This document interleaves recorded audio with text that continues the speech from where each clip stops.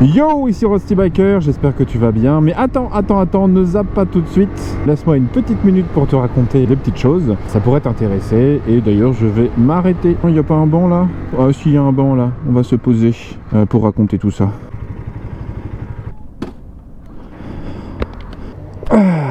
Alors, première chose et pas des moindres, je me suis vautré avec la Ducati, voilà, ça c'est dit. Je l'ai fait tout seul comme un grand, c'était 100% de ma faute. Mais je reviendrai là-dessus dans une vidéo qui sera dédiée. Et pour ceux qui se disent, comme des petits malins, que j'aurais fait exprès parce que j'ai envie de faire des vues, vous vous trompez, clairement. J'avais pas envie de vautrer, une moto à 20 000 €, et deux, de me faire aussi mal, parce que j'ai eu le droit à la totale, un passage avec les pompiers, immobilisation, tout ça, hôpital, scanner, et tutti quanti.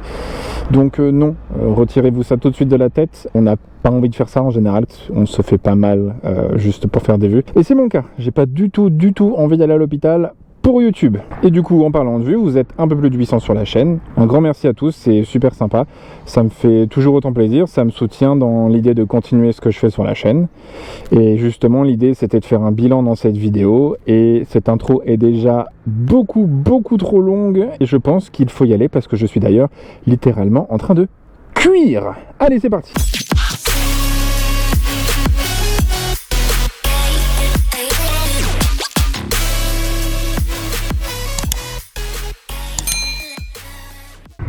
Allez, go. Donc, à quoi va servir ce bilan? Le bilan, il va servir à savoir ce que la chaîne va devenir dans les mois à venir, parce que y a eu l'accident et que ça remet pas mal de choses en question. Le type de contenu ne va pas changer. J'ai toujours dans l'objectif d'essayer de faire un max de daily. Ce sera le contenu principal de la chaîne, pour le moment du moins, accompagné de vlogs comme celui-ci, qui seront un peu plus focalisés sur des informations, que ce soit la chaîne, de la moto ou quoi que ce soit en fait, et des tests. Des tests, il y en a déjà une tripotée sur internet pour les motos. Moi, quand je fais un test, c'est vraiment que c'est une moto que j'ai envie de tester. Et globalement, vous l'avez remarqué, c'est des roadsters. Alors, je vais évidemment tester d'autres types de motos dans un futur assez proche. Déjà, pour pas mourir idiot, parce que je me fais mon avis, même si j'ai déjà à peu près testé toutes les catégories de motos, sauf les custom. L'idée, c'est de faire des tests qui me concernent et surtout qui reflètent ce que je pense. Je fais pas un test pour répéter ce que les autres testeurs font sur Internet. Moi, je vous donne mon avis qui est purement subjectif. Il peut y avoir des moments où ça ne vous plaît pas, et c'était le cas du coup de la BMW M1000R qui n'a pas plu. 70% de personnes seulement ont apprécié la vidéo, alors qu'en général sur les tests c'est autour des 90%. Pourquoi? J'ai ma petite réponse. Déjà, il y a une fanbase de chez BMW qui est assez coriace. C'est surtout que j'en ai pas dit que du bien. La moto venait de sortir et BMW l'annonce très clairement comme le roadster le plus puissant du marché, avec 2 chevaux de plus et quelques kilos en moins. J'ai pas envie de rebêtiser là-dessus, mais elle était plus légère du coup que la Street Fighter V4. Et moi, c'est pas du tout ce que j'ai ressenti. Alors, pour ceux qui n'ont pas vu la vidéo, j'ai testé une version bridée à 9000 tours minute, sachant que le gros du moteur arrive à partir de 9000. Je la comparais avec la V4 et du coup je peux au moins comparer la plage des 9000. Et clairement, j'avais pas cette gouache, j'avais pas la gouache, alors que pour le coup, pour avoir vérifié sur les internets et avec confirmation du coup du concessionnaire, tout ce qui était en dessous des 9000 était identique. La moto n'était pas dans un mode bridé. Et même en la passant dans le mode le plus vif, j'ai oublié le mot, mais l'équivalent en tout cas du mode sport, pas du mode race mais du mode sport sur la Ducati, et j'avais pas ce petit truc qui me titillait quoi. Et pourtant je suis pas non plus un champion de haut niveau en matière de vitesse, et je devrais pouvoir être impressionné, et c'était pas le cas. Et c'était aussi la première fois que je testais une moto aussi puissante en 4 cylindres en ligne. C'est juste pas fait pour moi. Encore une fois, je le répète parce que il y en a qui vont sûrement mal le prendre, mais je n'ai rien contre cette moto. C'est une très bonne moto. C'est juste, moi, l'orientation de la communication de BMW que je trouve fausse. Voilà, c'est mensonger. Et cette fois-ci, c'est pas moi qui le dis. Il y a une vidéo où il y a des gens bien plus doués que moi, certainement, qui ont testé les deux motos en même temps et qui les ont comparées en termes de puissance moteur dans des drag races. If you own one of them and it doesn't win, please don't take it personally. It's no reflection on you as a person. We still love you.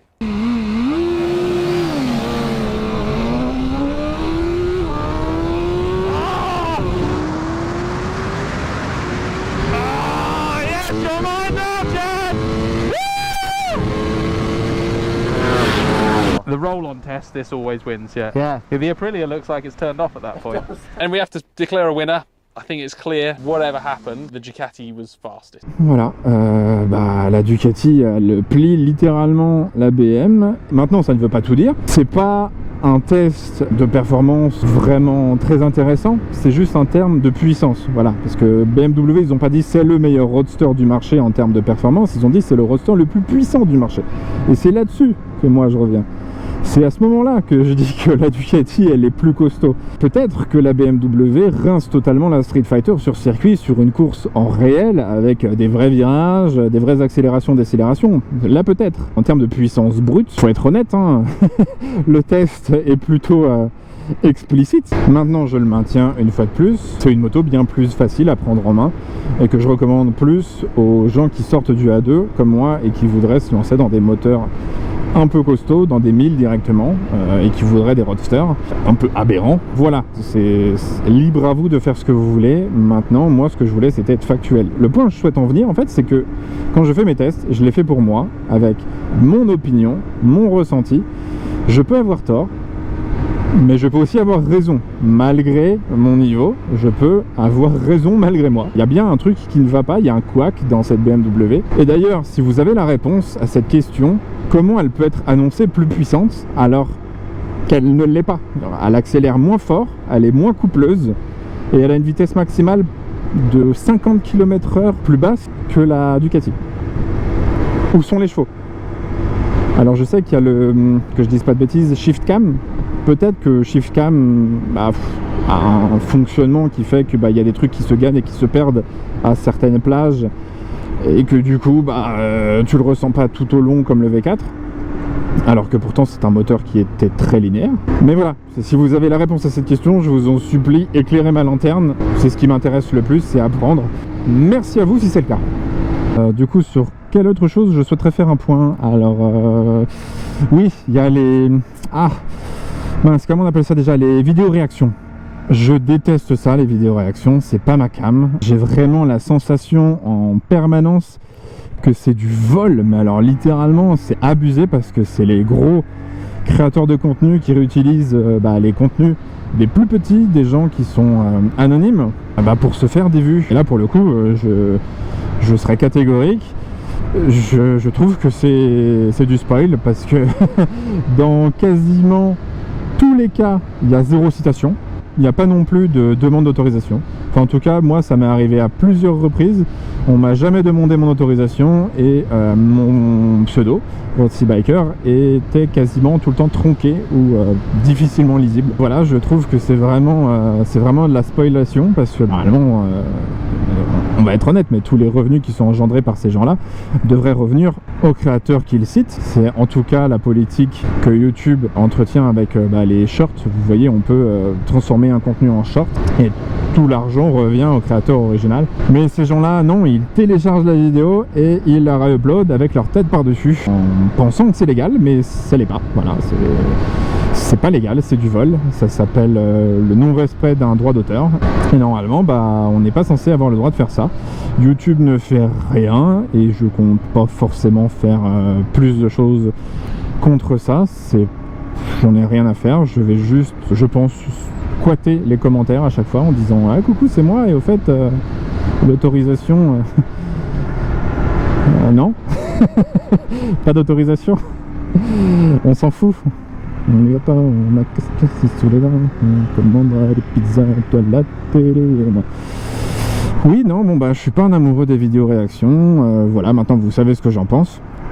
D'ailleurs, j'ai lancé ma chaîne de shorts. Voilà, donc ce sera ni plus ni moins que les daily mis en short, ou des petits extraits mis en short, et il se peut qu'il y ait des shorts originaux, donc n'hésitez pas à vous abonner aussi à cette chaîne. Voilà. Ensuite, quel est l'avenir en termes d'événements? Je vais bientôt aller faire un petit peu de off-road avec cette Husqvarna à la Ferté-Gauchère, je sais pas, pour pour voir ce qu'elle a dans le ventre, parce que je l'ai jamais testé en off-road. Enfin, j'ai fait un tout petit peu de chemin à un moment, mais rien de très extravagant. Et là, c'est un vrai circuit de off-road, avec possiblement des petits sauts, même si je sais pas si j'aurai le courage de sauter avec cette... Je sais même pas déjà si elle est capable de m'emmener en saut, même si je pense que oui. Oh tiens, je me ferais bien une petite pause là, pour conclure cette vidéo.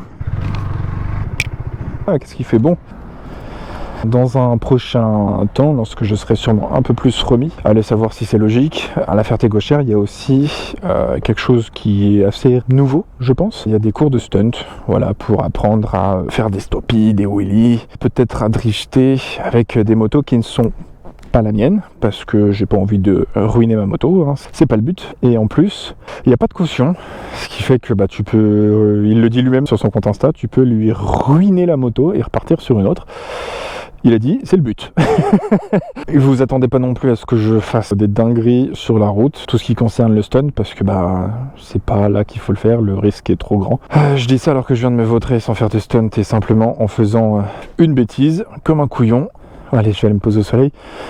Voilà, vous êtes à peu près au courant de tout ce qui va se passer sur la chaîne dans les mois à venir. J'espère que le contenu vous plaît toujours autant. Si vous avez des idées pour un couillon comme moi, n'hésitez pas à me le dire en commentaire. Vous pouvez évidemment me suivre aussi sur Instagram. N'oubliez pas la chaîne de short dont j'ai parlé, hein, abonnez-vous.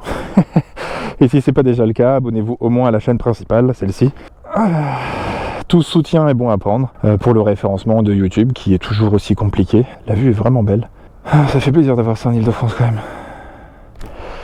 Et sur ce, prenez soin de vous, évidemment. Soyez très prudents sur la route, bien plus que moi, hein, parce que voilà, même quand on pense qu'on est quelqu'un de raisonné et de fiable, on peut faire des bêtises. Et le payer très cher. Enfin cher du moins, j'aurais pu le payer beaucoup plus cher. Le payer cher. Donc oui, prudence sur la route, amusez-vous bien, profitez des derniers jours de l'été, hein, parce que bah, l'automne et l'hiver arrivent très vite, avec les intempéries qui vont avec. Donc bah, sur ce, je vous dis à la prochaine. Ce sera sûrement pour vous montrer ce chouette accident que j'ai eu, et pour vous faire mon retour d'expérience à ce sujet, et à bientôt. Voilà. C'est parti, bisous, ciao, on lance le jingle, je sais plus quoi dire, il fait beaucoup trop chaud, je vais repartir. Allez, oui, je vais repartir. J'ai du bol, à chaque fois que je fais mes vidéos, il n'y a personne. Enfin, presque personne. Il pourrait y avoir plein de monde, c'est super beau ici. Pourquoi il n'y a personne ici ?